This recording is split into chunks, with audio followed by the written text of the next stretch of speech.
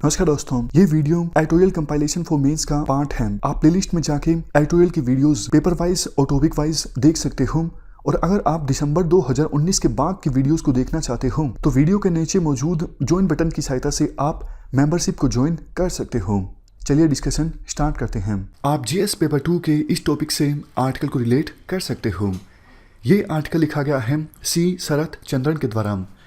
देखो, परंपरागत रूप से इंडिया और ऑस्ट्रेलिया के रिलेशंस में हार्ड इकोनॉमिक्स के बजाय सॉफ्ट पावर पर ज़्यादा फोकस रहा है। सॉफ्ट पावर का मतलब है किसी दूसरे एक्टर के बिहेवियर को इन्फ्लुएंस करना without using the force.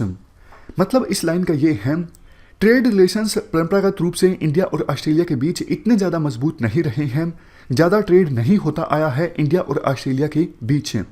But दोनों देशों के बीच क्रिकेट खेली जाती है तो हमारे देश के लोगों की जो छवि बनती है ऑस्ट्रेलिया के बारे में, वो ऑस्ट्रेलिया की क्रिकेट टीम से बनती है। इसके अलावा बहुत से भारतीय स्टूडेंट्स जाते हैं ऑस्ट्रेलिया में पढ़ने के लिए और इंडियन डायस्पोरा काफ़ी ज़्यादा स्ट्रॉन्ग है ऑस्ट्रेलिया के अंदर। वो भी बताते हैं कि ऑस्ट्रेलिया कैसा देश है। तो इस थीम पर ज़्यादा फोकस रहा है इंडिया और ऑस्ट्रेलिया रिलेशंस में परंपरागत रूप से।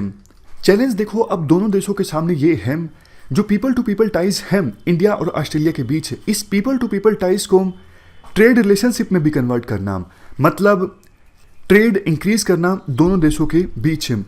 अभी देखो, दोनों देशों के बीच 31 बिलियन डॉलर्स का ट्रेड होता है और ज़्यादातर जो ट्रेड होता है वो कोल एंड अदर मिनरल्स से संबंधित होता है।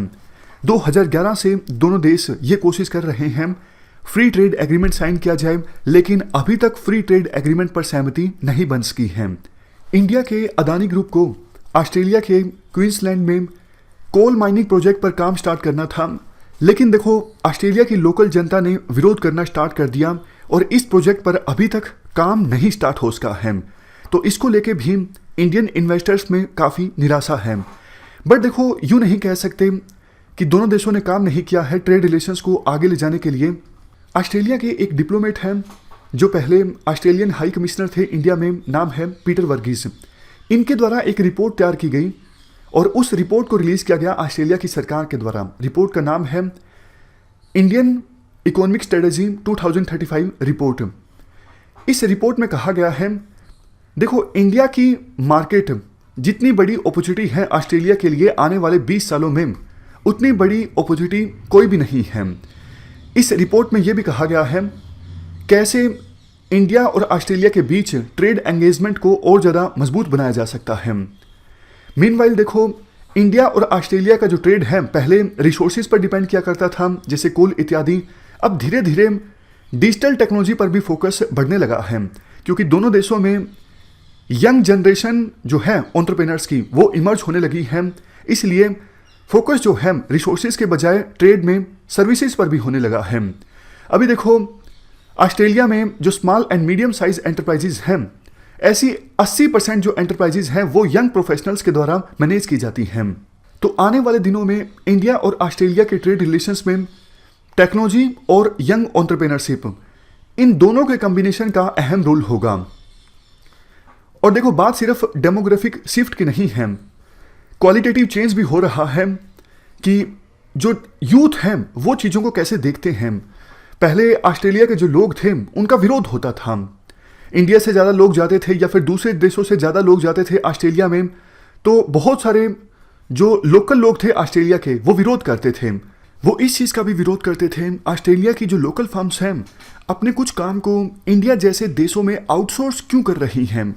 लेकिन देखो, अब सिचुएशन चेंज हो रही है। जैसा हमने डिस्कस किया, यंग एंटरप्रेन्योर्स इमर्ज हुए हैं ऑस्ट्रेलिया में और वो काफ़ी ज़्यादा धैर्यवान हैं इन इश्यूज़ के बारे में। इमिग्रेशन संबंधित इशू हो या फिर आउटसोर्सिंग संबंधित इशू हो, वो काफ़ी ज़्यादा धैर्यवान हैं इन इश्यूज़ पर, उनका ज़्यादा विरोध नहीं है।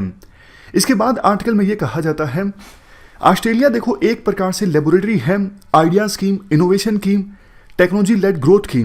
इसके अलावा ऑस्ट्रेलिया में यूनिवर्सिटी और इंडस्ट्रीज़ के बीच जो पार्टनरशिप है वो बहुत ज़्यादा मजबूत है। दूसरी तरफ इंडिया में भी यंग पॉपुलेशन काफ़ी ज़्यादा है। हमारे देश में यूथ की भूख है नए प्रोडक्ट्स के प्रति, नई सर्विसेज के प्रति। इसी वजह से इनोवेशन ज़्यादा हो रही है और नए नए स्टार्टअप्स इंडिया में भी इमर्ज हो रहे हैं। तो ये जो सिमिलरिटी है इनोवेशन के क्षेत्र में ये सिमिलरिटी दोनों देशों के बीच ट्रेड रिलेशंस को और ज़्यादा आगे ले जा सकती हैं। लास्ट में देखो 3 सजेशंस दिए जाते हैं। हमारे देश की जो फर्म्स हैं वो एक्सपोर्ट तो काफ़ी करती हैं, लेकिन देखो मार्केट रिसर्च में कम इन्वेस्ट करती हैं कि ऑस्ट्रेलिया में कौन से प्रोडक्ट्स चलते हैं, वहाँ पर कंज्यूमर्स की एक्सपेक्टेशंस क्या हैं, उनका लाइफस्टाइल कैसा है।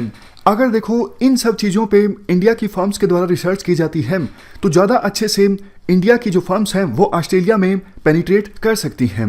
दूसरा सजेशन ये दिया जाता है, ऑस्ट्रेलिया देखो एक ब्रांड कॉन्शियस मार्केट है। ऑस्ट्रेलिया के लोग ब्रांड पर काफ़ी ज़्यादा फोकस करते हैं, लेकिन हमने एक भी ऐसा कंज्यूमर ब्रांड नहीं डेवलप किया है जिसको लेके इंटरनेशनल एक्सेप्टेंस हो।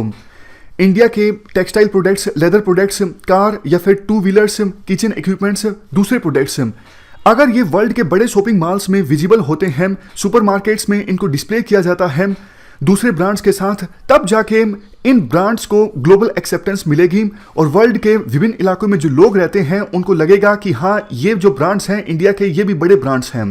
लास्ट में तीसरा सजेशन ये दिया जाता है, देखो हर एक स्फीयर में अगर आपको सस्टेन्ड सक्सेस यानी लगातार सक्सेस प्राप्त करनी है तो आपको इनोवेशन लानी होगी। क्रिकेट का एग्जाम्पल दिया जाता है, क्रिकेट को लोकप्रिय बनाए रखने के लिए 2020 फॉर्मेट लाया गया ताकि लोग टेस्ट मैचेस से या फिर वनडे मैचेस से बोर ना हो जाएं। इसलिए ट्रेड रिलेशंस में भी लगातार इनोवेशन लाते रहना होगा ताकि ट्रेड रिलेशंस मजबूत रहें और ज़्यादा आगे जाएं। इस डिस्कशन में फिलहाल इतना ही है। Thank you very much for discussion.